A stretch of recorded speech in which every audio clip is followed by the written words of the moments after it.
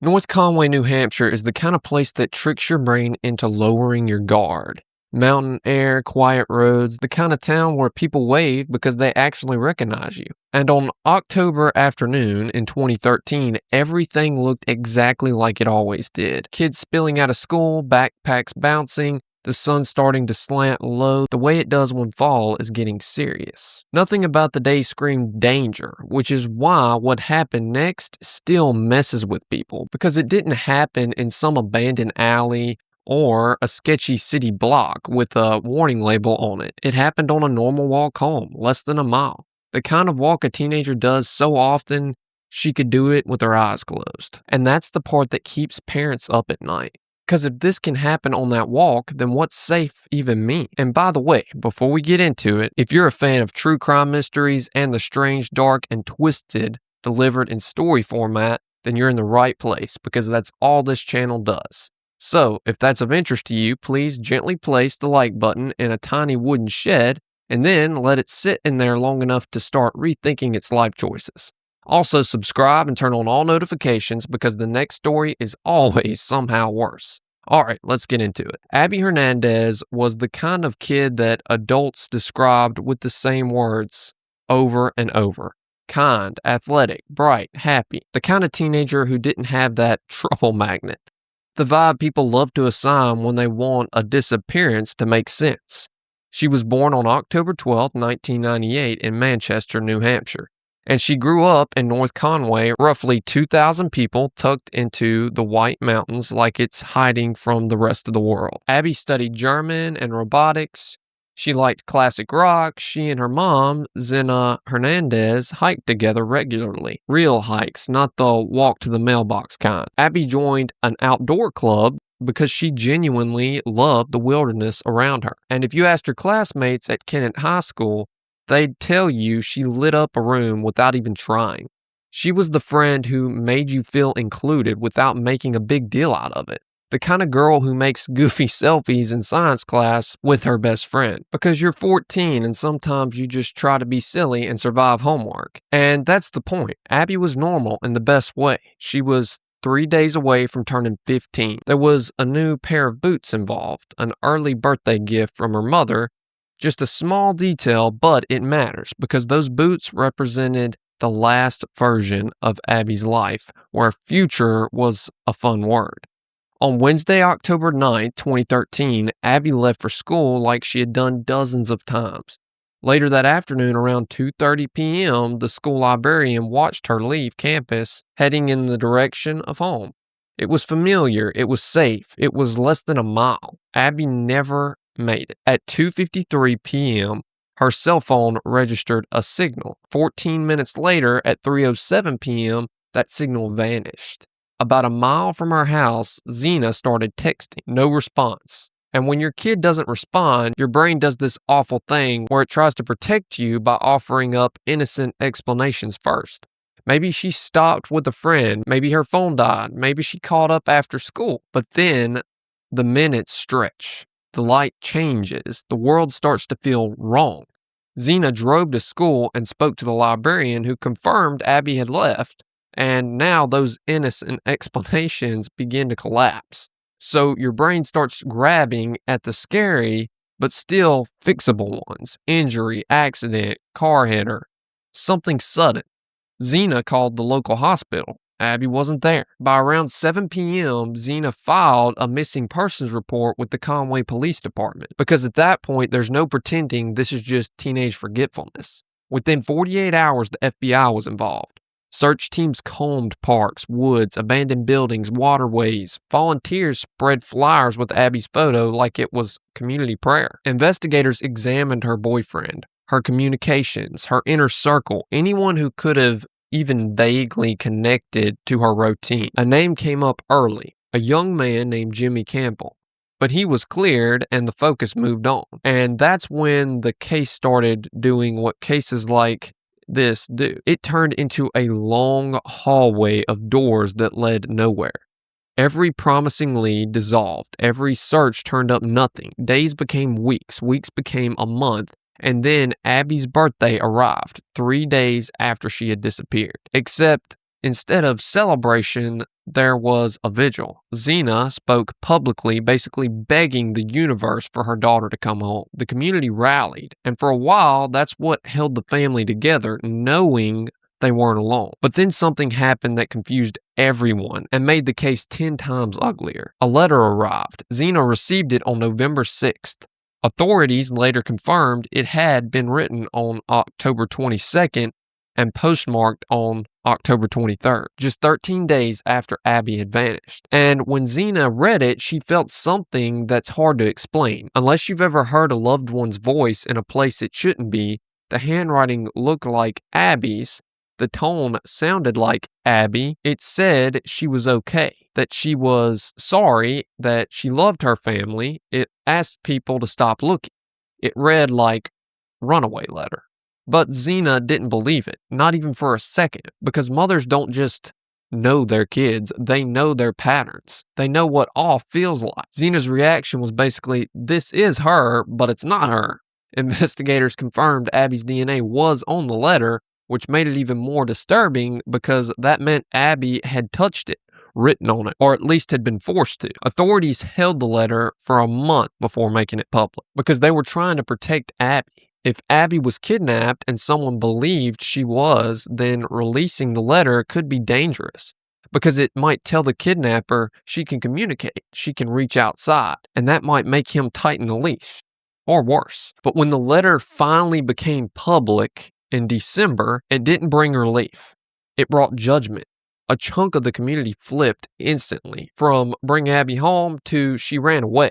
Social media got nasty. People said the search was a waste. Some even demanded the family repay law enforcement for the resources spent. Like, how crazy is that? Imagine being a parent with a missing child and strangers are basically invoicing you for your own nightmare. Meanwhile, the rumors spread throughout Kennett High School like wildfire because high school gossip does not do nuance. It does cruelty. But the investigators who mattered never stopped believing Abby was in danger. Because Abby didn't drive, she didn't take money, she left with only the clothes on her back. People don't just evaporate like that. And especially not a 14-year-old who's close with her mother and had a full, ordinary life. Now here's where the story pivots a little bit. Because while the public fought over the theories like a TV plot, the truth was sitting on a quiet rural dead-end road about 30 minutes north in Grafton County, in a place nobody thought to look. Her name was Abby Hernandez, and she was alive. But she was living inside a box. The man who took her was named Nathaniel Kibby. He was 34 years old, and on that afternoon, October 9th, 2013, Abby was walking home with sore feet and a cold autumn air creeping in when she accepted a ride from a man she didn't know.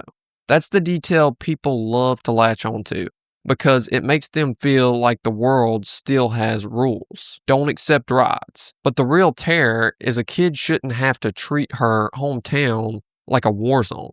Abby didn't accept a ride because she was reckless. She accepted it because she was 14, tired, close to home, and living in a town that she felt safe in. Kibby forced Abby into his vehicle at gunpoint and threatened to slit her throat if she didn't comply. He handcuffed her, he covered her head with a jacket, he broke her phone into pieces to stop the tracking, and Abby tried to peek out the window to understand where she was being taken, and when Kibby caught her looking, he tased her. Like he wasn't just kidnapping her, he was training her to obey. The drive north took about 30 minutes, and then the car stopped at a mobile home on Brookside Drive in Gorham, New Hampshire. Quiet, rural, the kind of place where minding your business is basically a sport. Kibby led Abby into a long, dark room where she saw an assortment of tools and a "Don't Tread on Me" flag hanging on the wall. It's a weird detail, but it matters because it tells you the vibe of this place. Control, intimidation, a person who likes symbols of power. And then Abby's world narrowed down to something smaller than fear itself.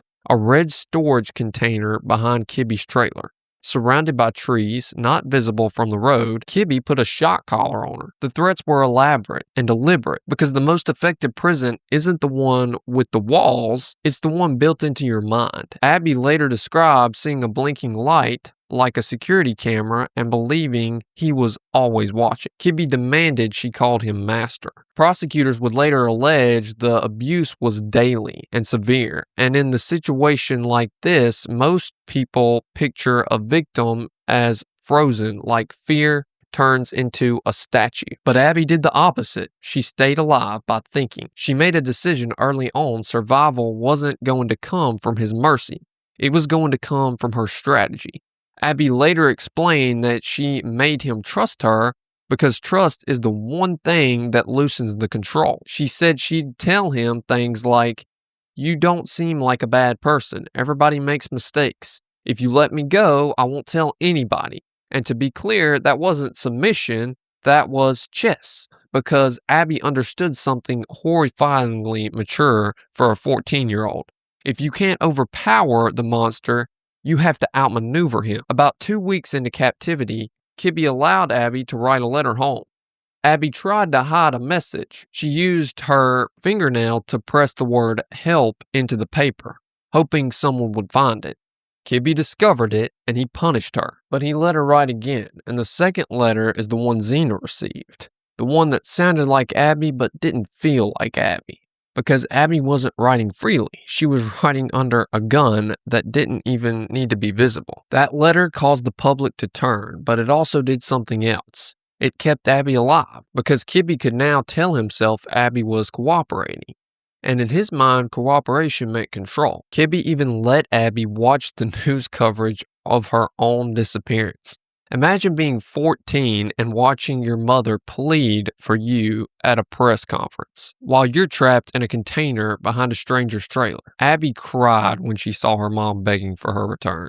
The first time she'd cried since the abduction, but she hid it because emotion can be dangerous around someone who feeds off of it. As months passed, tiny shifts happened. Kibby gave her books. He gave her a cookbook and said she needed to learn how to cook for a man someday. Because of course he did. And that's when Abby caught something huge inside the cover of one of those books. Written in block letters was a name, N. Kibby. One little detail, one careless human habit, and suddenly Abby had something investigators didn't, an identifier. A thread, a crack in the wall. Meanwhile, outside that container, the investigation hit a plateau. There were no concrete leads. The letter had complicated public perception. The family kept pushing.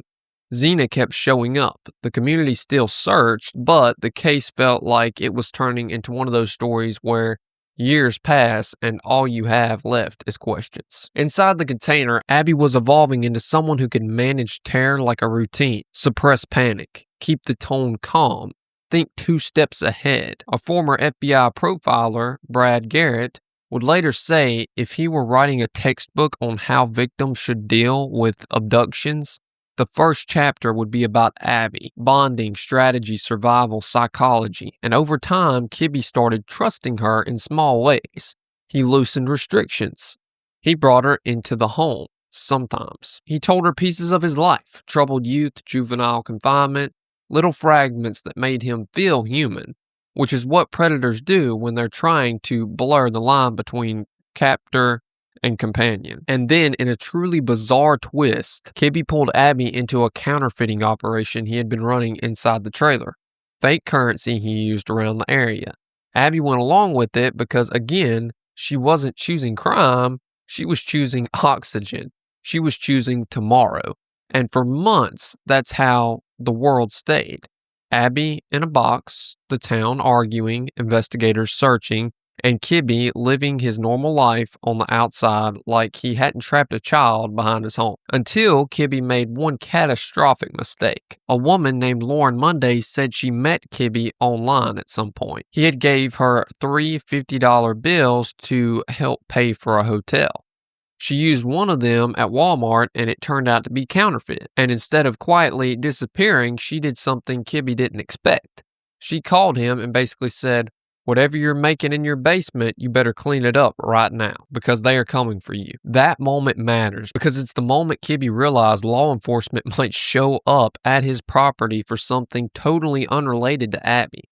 And if cops stepped onto that land with a warrant and started looking around, the red container behind the trailer suddenly wasn't just a structure, It was a confession. Kibby panicked. A counterfeiting investigation would bring police. And police meant discovery. And discovery meant prison forever. So on the evening of July 20th, 2014, 284 days after he had took her, Kibby drove Abby back toward North Conway. He dropped her on a quiet rural road not far from where he abducted her and made her promise not to identify him, threatening her family if she did. Then he drove away, thinking fear would keep her silent. But Abby had reached the end of playing along. She stepped onto that road and looked up at that sky, actual open sky, and walked. A mile back to her mother's house, the security camera above the front door recorded the moment she came up the driveway. Thin, tired, worn down, but alive. She opened the door and called for her mother, and in that moment, 9 months of not knowing collapsed into one shock of reality. She was home. Abby later said she remembered looking up and laughing because she was so happy, because she never thought it would happen, but it did. Zena described Abby as extremely tired and in deteriorated health. There were months of physical and psychological damage that would take years to unpack. But Abby's mind was sharp, and the moment she was safe, she stopped protecting him. Within days, Abby told investigators everything: the property, the container, the layout, what happened, and most importantly, the name: Nathaniel Kibby. Brookside Drive, Gorham, New Hampshire. On July 29th, 2014, New Hampshire Attorney General announced an arrest. Nathaniel E. Kibby, 34, was taken into custody at his residence without incident. One neighbor said he just walked out and they took him. He didn't resist, because some people don't resist when the mask falls off. They just go quiet and hope the silence makes them less monstrous. Kibby initially faced an enormous number of charges, over 180 counts related to his treatment of Abby. He pleaded not guilty. The legal process crawled, as it always does, and the looming question became, would Abby have to sit in a courtroom and relive everything out loud? Because that's the second punishment victims often face: survive the crime, then survive the system. In May 2016, just weeks before the trial, Kibby changed his plea. He pleaded guilty to assault, kidnapping, criminal threatening, witness tampering, and assault in exchange for a sentence of 45 to 90 years and treatment in a psych program. Associate Attorney General Jane Young told the judge that avoiding trial would save Abby from having to testify to what he did to her for 9.5 months. And when sentencing day came, Abby, now 17, stood up and spoke. 2 years had passed since her return, and she described what that does to a person. Time moving fast and slow at the same time. The daily weight of what happened and the way her name didn't feel the same anymore. She said she was afraid to tell anyone her last name at school because nobody knew it. Because once your story becomes public, you don't just lose privacy, you lose the ability to be anonymous inside your own life. And then Abby said something that hit like a hammer, because it was the cleanest form of accountability. She told Kibby she didn't put him in a prison. He put himself there. When he pointed that gun at her, that wasn't her choice. When he took her to his property, that wasn't her choice. When he threatened her, controlled her, none of it was her choice. He did that. He owned it. Abby refused to carry his guilt on her shoulders. Zena also addressed him. Instead of screaming, she asked a simple question that every parent asks when the universe breaks. Why? It's all she could think about. Why her? Why Abby? Why that walk? Why that monster? Kibby never answered. He sat there and gave her nothing, because some people would rather die with their secrets than admit they are the villain. Kibby was sentenced to 45 to 90 years in New Hampshire prison, and he will likely die there. Abby later built her life in Maine. She became a hairdresser, she had a young son, and years after the fact, she spoke publicly, carefully, on her own terms. In February 2022, a Lifetime film about her story premiered, and Abby served as an executive producer. He tried to make her story his, and she took it back so hard she helped write the version the world would see. She said it was weird and healing, because it's one thing to survive the thing and another to stand over it later and name it for what it was. Abby has talked about what she learned inside that container, not as life lessons, but as truths she carries, like appreciating sunlight and fresh air because after months without it, it hits your lungs differently. She's spoken differently to people who've endured the unthinkable. Don't lose hope, because hope is the one thing nobody can take away from you unless you hand it over. And that's what makes Abby's story so different. From so many true crime cases, this story isn't a cold case. It isn't a mystery with a body at the end. It's a story about a 14-year-old girl who was held at gunpoint, locked into darkness, told that survival depended on the mercy of the man holding the key. And she decided in the worst place imaginable that she was going to live anyway. Not passively, not by luck, by strategy, by controlling what she could control. Her reactions, her words, her timing, until the moment his world cracked and she walked into the light. And maybe the most unsettling part of all this, Abby didn't escape because the town suddenly became safer. She escaped because the man who stole her freedom made one ordinary mistake.